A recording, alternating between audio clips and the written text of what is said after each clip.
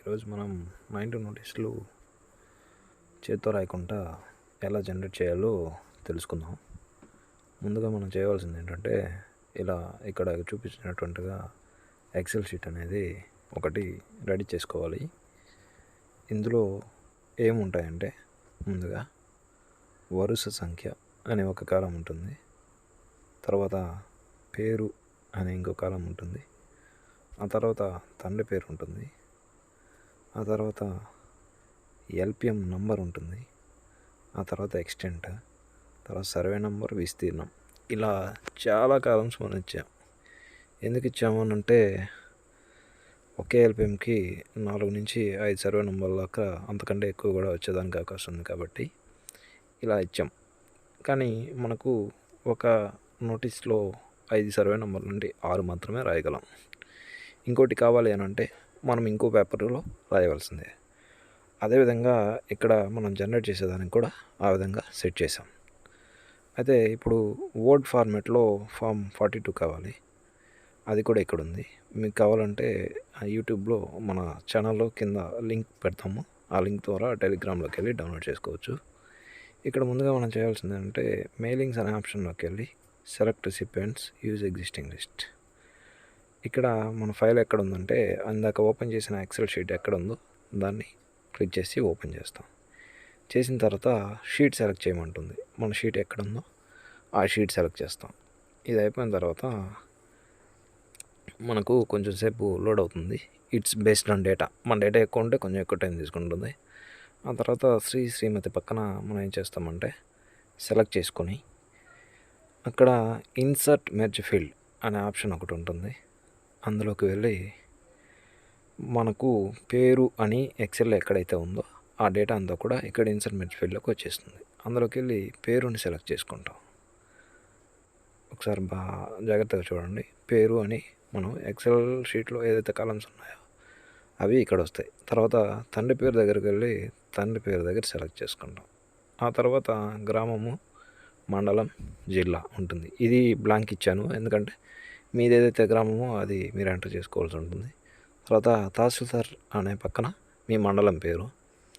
ఆ తర్వాత ఎల్పిఎం నెంబర్లోకి వెళ్ళేసి ఇన్సర్ట్ మెర్జ్ ఫీల్డ్లోకి వెళ్ళి ఎల్పి నెంబర్ సెలెక్ట్ చేసుకుంటాం. అదేవిధంగా సర్వే నెంబర్ కాలంని ఇన్సర్ట్ మెర్జ్ ఫీల్డ్లో సెలెక్ట్ చేసుకుంటాం. ఆ తర్వాత సబ్ డివిజన్ అనేసి ఒక కాలం ఉంటుంది. అక్కడ ఏం చేస్తామంటే, అక్కడ కూడా సర్వే నెంబర్ని నేను ఇస్తున్నాను. మీరు సబ్ డివిజన్ని సపరేట్ కాలం కానీ చేసుకోవాలనుకుంటే మీరు అలా చేసుకొని కూడా ఇక్కడ సెలెక్ట్ చేసుకోవచ్చు. ఇదే విధంగా అన్నీ, అంటే ఒక ఎల్పిఎంకి ఎన్ని సర్వే నెంబర్లు వస్తాయో అన్నీ కావాలి కాబట్టి మనం అక్కడ ఎక్సెల్ షీట్లో 5 కాలమ్స్ ఇచ్చుంటాం కాబట్టి అదే 5 కాలమ్స్, 5 కానీ 6 కానీ అక్కడ ఎన్ని ఇచ్చుంటామో అన్నీ ఇక్కడ సెలెక్ట్ చేసుకుంటాం. ఇది అయిపోయిన తర్వాత ఎక్స్టెంట్లో కూడా మనకు విస్తీర్ణం 1, విస్తీర్ణం 2 అని అలా ఇచ్చాం కదా, అదేవిధంగా ఇక్కడ ఎక్స్టెంట్ ఏరియాలో కూడా సెలెక్ట్ చేసుకుంటాం. అలా మనం 5 నుంచి 6 వరకు ఇచ్చిన ఆ సర్వే నెంబర్స్, విస్తీర్ణాలన్నీ కూడా ఇలా ఇన్సర్ట్ మెర్జ్ ఫీల్డ్లోకి వెళ్ళి సెలెక్ట్ చేసుకోవాలి. ఇప్పుడు నేను ఇక్కడ సర్వే నెంబర్ 2 అనేది సెలెక్ట్ చేశాను. ఎందుకంటే నేను ఫస్ట్ దానికి సర్వే నెంబర్ అని ఇచ్చాను, సెకండ్ దానికి సర్వే నెంబర్ 1 అని ఇచ్చాను, థర్డ్ దానికి సర్వే నెంబర్ 2 అని ఇచ్చాను. సో అందుకని ఇక్కడ అలా సెలెక్ట్ చేసుకుంటున్నాం. తర్వాత ఇప్పుడు వచ్చి సర్వే నెంబర్ 4 సెలెక్ట్ చేస్తున్నాం, విస్తీర్ణం 4 సెలెక్ట్ చేస్తాం. ఇది అయిపోయిన తర్వాత మనకు రీసర్వే ప్రకారం ప్రస్తుత విస్తీర్ణం అని ఉంటుంది. అక్కడికి వెళ్ళి ఎల్పిఎం ఎక్స్టెంట్ ఏదైతే ఉందో అది సెలెక్ట్ చేసుకోవాలి. అంటే మన ఎక్సెల్లో దానికి ఏ కాలం ఇచ్చుంటే సెలెక్ట్ చేసుకోవాలి. తర్వాత ఇక్కడ గ్రామం పేరు, మీ గ్రామం పేరు సెలెక్ట్ చేస్తాం. ఆ తర్వాత ల్యాండ్ పార్సల్ నెంబర్ దగ్గర మళ్ళీ ఇన్సర్ట్ మెర్జ్ ఫీల్డ్లోకి వెళ్ళి ఎల్పి నెంబర్ సెలెక్ట్ చేస్తాం. ఆ తర్వాత ఇక్కడ పేరు ఉంటుంది, పేరు దగ్గర మళ్ళీ పేరు సెలెక్ట్ చేస్తాం, తండ్రి పేరు దగ్గర తండ్రి పేరు సెలెక్ట్ చేస్తాం. ఇది అయిపోయిన తర్వాత మీ గ్రామము, తేదీ మీరు ఏ రోజు ఇవ్వాలనుకుంటున్నారో ఆ డేట్ ఎంటర్ చేస్తాం. అయిపోయిన తర్వాత ఏం చేస్తామంటే, ఫినిష్ అండ్ మెర్జ్ అనే ఒక ఆప్షన్ ఉంటుంది. అందులోకి వెళ్ళి ఎడిట్ ఇండివిజువల్ డాక్యుమెంట్స్ అది క్లిక్ చేస్తాం. క్లిక్ చేసిన తర్వాత మీకు ఏ పేపర్ నుంచి ఏ పేపర్ కావాలో సెలెక్ట్ చేసుకొని నేను ఆల్ సెలెక్ట్ చేస్తాను. సో ఇప్పుడు మనకు ఎక్సెల్ షీట్లో ఏదైతే డేటా ఉందో అదంతా కూడా 9 నోటీస్లో ఇక్కడ సెట్ అయిపోయి వచ్చేస్తుంది. మీరు గమనించవచ్చు, మొత్తం సర్వే నెంబర్ కానీ, విస్తీర్ణం కానీ, పేర్లు కానీ అన్నీ వచ్చేస్తాయి. నేను ఒకవేళ గ్రామం పేరు ఇచ్చుంటే అది కూడా వచ్చేసేది. నేను ఇవ్వలేదు కాబట్టి రాలేదు. అయితే ఇక్కడ మనకు ఇంకా మిస్టేక్ జరుగుతుంది. ఈ మిస్టేక్ ఏంటి అని అంటే పాయింట్ తర్వాత చాలా డిజిట్స్ వచ్చేస్తాయి.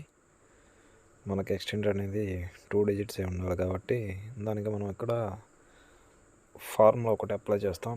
క్యూజెస్లో రూల్స్ ఎలా అప్లై చేస్తామో సేమ్ అలా ఇక్కడ మనం ఫార్ములా అనేది ఒకటి అప్లై చేస్తాం. అంటే క్యూజెస్లో రౌండ్ ఆఫ్ అనేది ఎలా చేస్తామో అలాగే చేస్తాం. ఇక్కడ ఏం చేయాలంటే మెర్జ్డ్ ఫీల్డ్ విస్తీర్ణం అని ఉంది కదా, అక్కడ ఫ్లవర్ బ్రాకెట్ బిఫోర్ ఏం చేస్తారనంటే reverse slash and hash again colon 0.00 again colon. ఇంకోసారి చెప్తాను వినండి. Reverse slash hash colon 0.00 colon enter చేసి అదే ఫార్ములాని అన్నిటికీ కాపీ చేసుకుంటాను. యాక్చువల్గా అయితే మనం ఈ ప్రాసెస్ అంతా చేయనవసరం లేదు. అంటే మీకు అర్థం కావడం కోసం నేను ముందు నార్మల్గా చేసేసి తర్వాత మళ్ళీ ఎక్స్టెంట్ కరెక్షన్ చెప్తున్నా. ఇది మనం ఫస్టే జనరేట్ చేసే బిఫోరే ఆ ఫార్ములా కనుక ఎక్స్టెంట్ దగ్గర కానీ అప్లై చేసేసుకుంటే మనకు అట్ ది టైం సింగిల్ టైంలోనే మొత్తం అన్ని నోటీసెస్ అనేది పాయింట్ తర్వాత 2 డిజిట్స్ ఎక్స్టెంట్తో 90 నోటీసులు అనేది జనరేట్ అయిపోతాయి. ఈ విధంగా అన్ని ఎక్స్టెంట్లు ఎక్కడైతే ఉన్నాయో అక్కడ ఫార్ములా అప్లై చేసి చేసుకుంటాం. ఓకే అండి, థ్యాంక్ యూ ఫర్ వాచింగ్.